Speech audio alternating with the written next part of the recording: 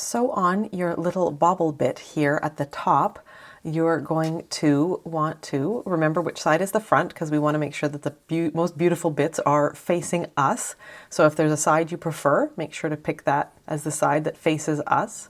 I'm going to do this side. And I'm going to place it so that the bit that I whip stitched here, where I whip stitched the two ends shut, is just about where the halfway point is, where we finished off our hat. So if you think about this little circle as having a halfway point right in the middle here, where that little tiny hole is, you want to line it up so it's just a little bit back of there. So when we stand it up, it is actually in the middle. So if we put it just back a little bit, and then depending on how you're going to need to hold this, you need to kind of move things around.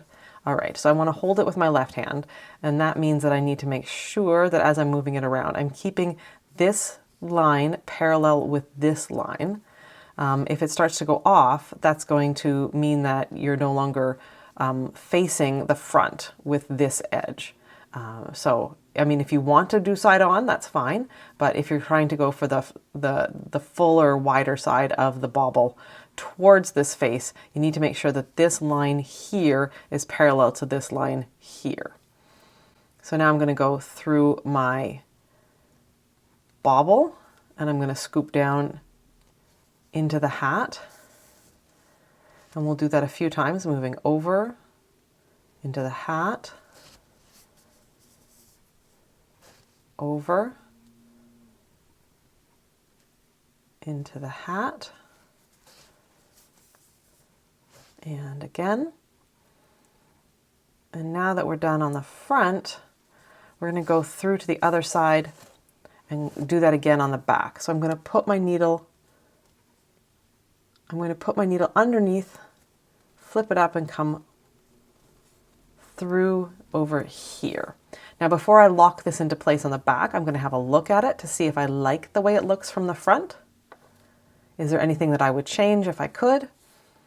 Do I like it? Is it cute? I've got a little extra blip of the yarn there that's showing that I don't love. So what I'm going to do is I'm going to pull this back, and I'm going to make sure that when I put my yarn in now, I put it in a way that it doesn't show as a stitch across the front of the yellow gold there. So what I will do is I will simply kind of move up like this rather than sideways. So now I'm going to pull this towards the front, and I'm going to do the same thing here. So I'm going to whip stitch from here through there, whip around, pick up some hat, pick up some bobble. Now I'll pop it back up again, see if I like it. I do. So now I can push my yarn through to the inside of the hat,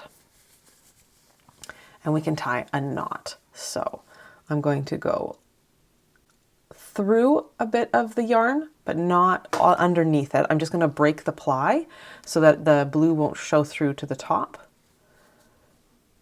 My end is very short, so I have to be careful here. So I made a loop. I will go through that loop twice.